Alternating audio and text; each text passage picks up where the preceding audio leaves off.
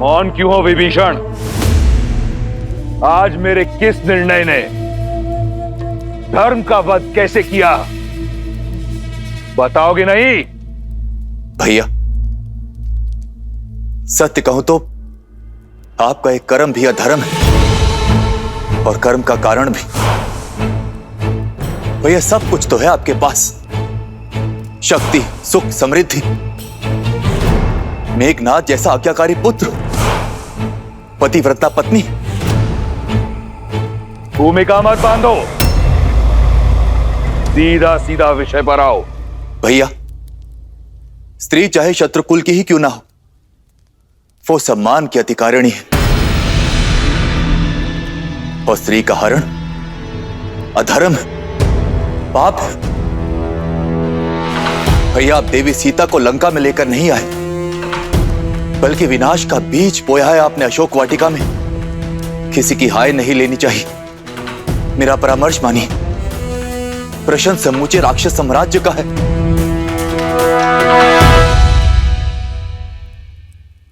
श्री राम को उनकी सीता लौटा दीजिए भैया।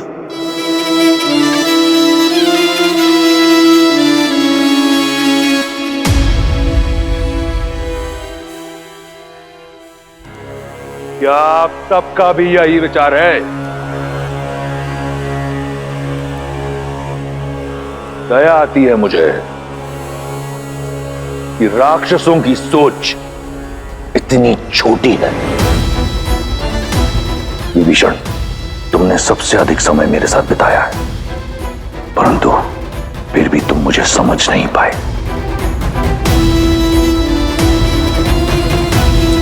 इस सभा में उपस्थित हर राक्षस मेरी दूरदर्शिता से कोसों दूर है।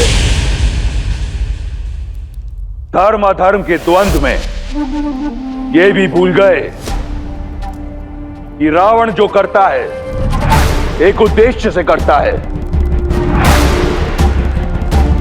और उद्देश्य है वयम राक्षसम, राक्षसों को सर्वश्रेष्ठ बनाना। सीता कोई साधारण स्त्री नहीं, राजा जनक की पुत्री है, एक मनुष्य है। 14 लोकों पर हमारा आधिपत्य है। देवता, असुर, राक्षस, यक्ष, गंधर्व, किन्नर, पशु, पक्षी, नाग, कीट, भूत, पिशाच, वेताल, सब पर हमारा आधिपत्य है।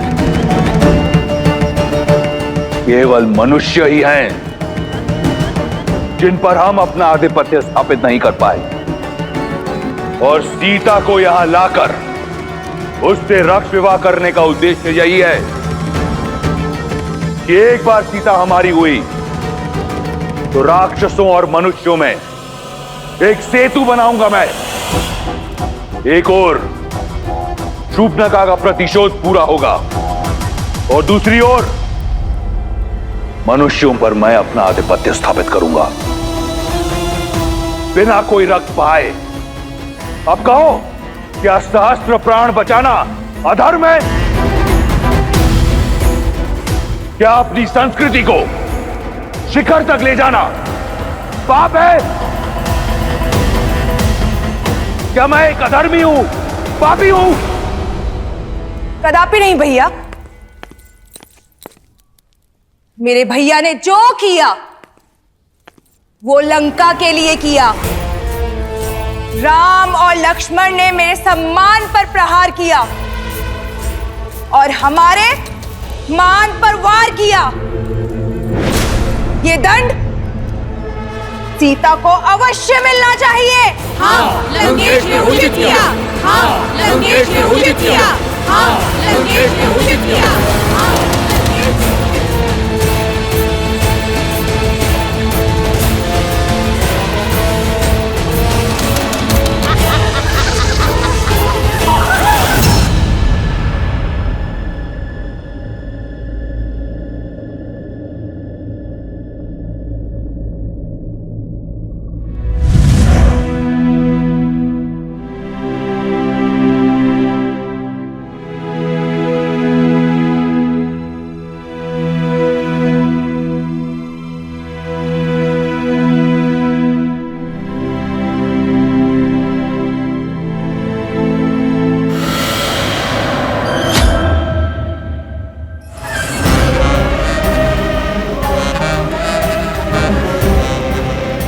डरो मत, त्रिजटा तुम्हें मारने नहीं आई है। मैं तो सिर्फ ये देखने आई थी कि विधाता ने तुम्हें कैसे गढ़ा है। जिस लंकेश से विवाह करने के लिए तीनों लोक की सुंदरियां मरती हैं, उनका प्रस्ताव ठुकरा दिया तुमने। भला ऐसा कैसा साहस छिपा है इस कोमल काया में? अब मैं तुझे बताऊं मेरे अंदर क्या छिपा है। एक नरभक्षी। प्रार्थना करना कि लंकेश्वर तुम्हें स्वीकार कर ले, अन्यथा मैं तुम्हें अपना आहार बनाऊंगी। श्री राम, श्री राम।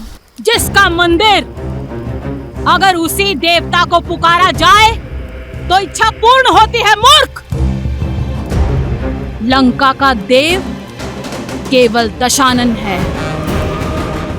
अब तुम्हें केवल वही बचा सकते हैं। इसलिए राम का नाम भूलकर रावण के नाम का जप करना प्रारंभ करो।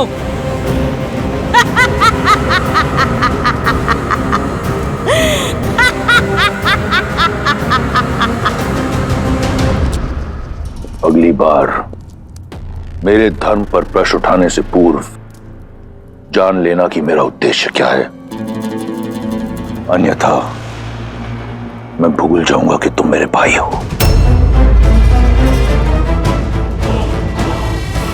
एक बात आपको भी स्मरण रखनी चाहिए दशानन, कि वो एक पतिव्रता नारी है। उसके श्राप की शक्ति पूरे असुर साम्राज्य को लील सकती है। उस पर वो उस जाति से है जिससे आपको अभेदान नहीं है। इसलिए कुछ भी करने से पूर्व आप सोचिएगा अवश्य। सोच भी रहा हूं और देख भी रहा हूं कि पराई स्त्री की बहुत चिंता है तुम्हें। क्या मेरी बहन एक स्त्री नहीं? जब उसका अपमान राम ने किया तब उसने क्यों नहीं सोचा कि वो भी लील सकता है? क्यों नहीं कोसा तुमने उस राम और लक्ष्मण को जब उन दोनों ने मेरी बहन के अंग भंग किए? मेरे अजय भाई खर और दूषण और मेरे इतने सारे रिश्तेदारों का संहार किया। क्यों मौन थी तुम? उस राम ने रावण की बहन पर नहीं, राक्षसों की आन पर प्रहार किया है और उसका दंड उन्हें भोगना होगा। यह घटना संपूर्ण संसार के लिए एक सीख होगी कि रावण के अभिमान और लंका के मान पर यदि प्रहार हुआ तो उसका प्रतिशोध होगा।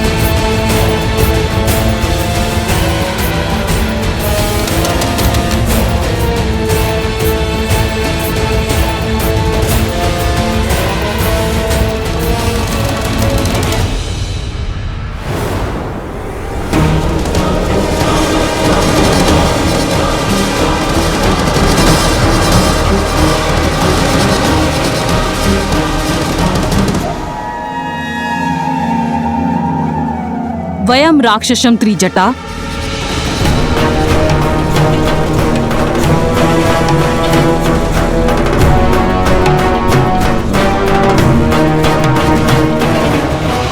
ऐसे होगी राक्षस जाति की रक्षा? मुझे तुम्हारा अभिवादन नहीं चाहिए, मुझे सीता की स्वीकृति चाहिए। मंडप सजा हुआ है, ये अभी तक सज्ज क्यों नहीं हुई है? मैंने बहुत प्रयास किया। अत्यंत हठी है ये, न भयभीत होती है और न प्रश्न का उत्तर देती है। एक चट्टान की तरह अटल है। रूपवती हो, कदाचित इसीलिए अब तक जीवित हो, अन्यथा लंकेश को प्रतीक्षा कराने का दंड मृत्यु होता है। चलो सज्ज हो जाओ। एक पतिव्रता केवल अपने पति के नाम के वस्त्र पहनती है। मेरा श्रृंगार, मेरा आभूषण, मेरे राम का प्रेम है। स्वर्ण लंका की महारानी बनने का स्वर्णिम अवसर मिल रहा है, मूर्ख। जिसे तुम स्वर्णिम अवसर कह रही हो, वो मेरे लिए दुर्भाग्य का निमंत्रण है। कह दो अपने लंकेश से, जिस सीता को वो पाना चाहते हैं वो केवल श्री राम की है। मूर्ख स्त्री, तू बातों से नहीं बल से ही मानेगी।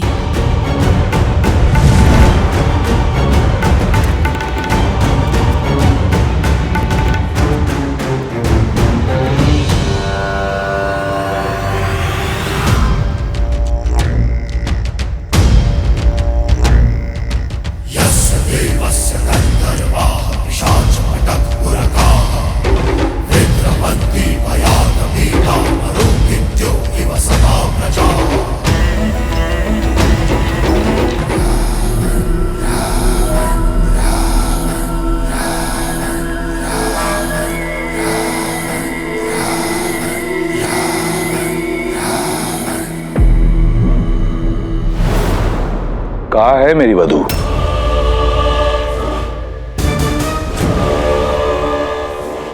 एक महामंत्री का मौन राजा और राज्य दोनों के लिए पतन का कारण होता है। प्रहस्त, उत्तर दो।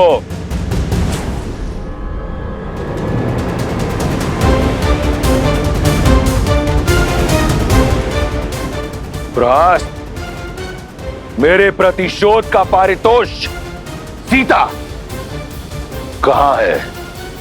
जी वो आती ही होगी भैया। त्रिजटा और एक जटा को मैंने भेजा है उसे लेने के लिए। महाराज, महाराज, महाराज, महाराज, महाराज, महाराज, महाराज, देखिए महाराज, देखिए क्या हुआ।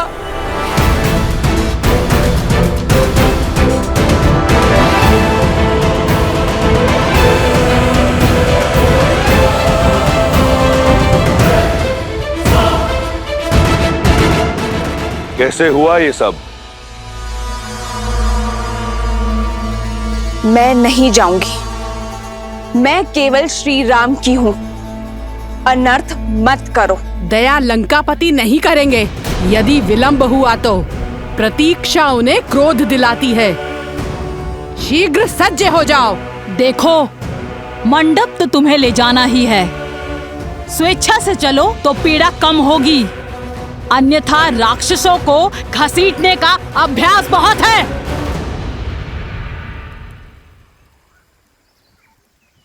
श्री राम, श्री राम। त्रिजटा, इसका दंभ तोड़ने में मेरी सहायता करो। श्री राम, श्री राम, श्री राम, श्री राम, श्री राम, श्री राम।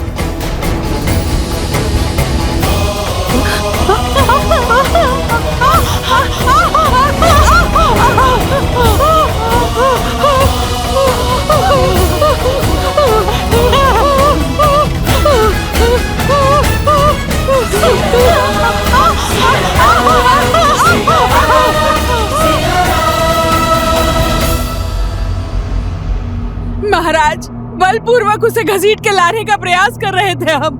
उसके स्पर्श मात्र से ही हमारे हाथ। एक क्षण।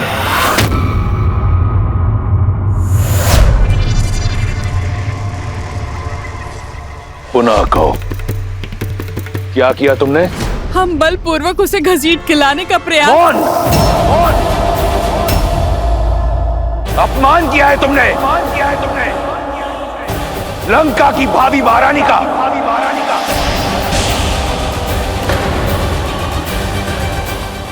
स्मरण रहे, मेरा विवाह होना है उससे।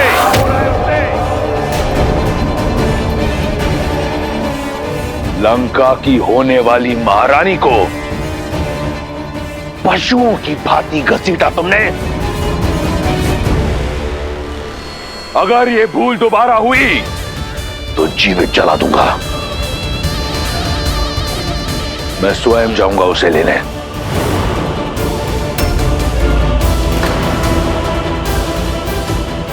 ये एक वर का कर्तव्य भी है और धर्म भी। सावधान लंकेश। बुद्धिमान व्यक्ति संकटों को पहचान कर भविष्य का निर्णय लेता है। एक पतिव्रता स्त्री की पवित्रता को मत ललकारिए।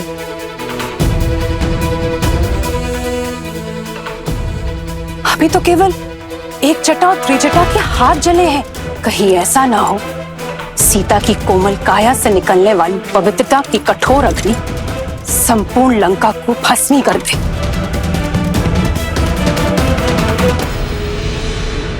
अभी भी समय है, सीता लौटा दीजिए राम को। भैया, मंदोदरी भाभी उचित कह रही। हमें श्री राम को उनकी सीता।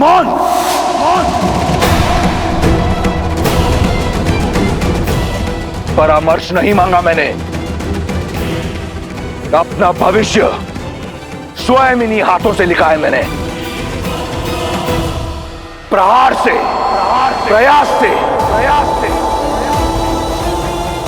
आज शनि मेरा दास है।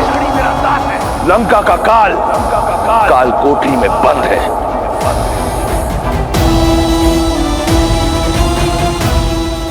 और अपनी भाग्य रेखा में मैं सीता को स्वयं लिख चुका हूं।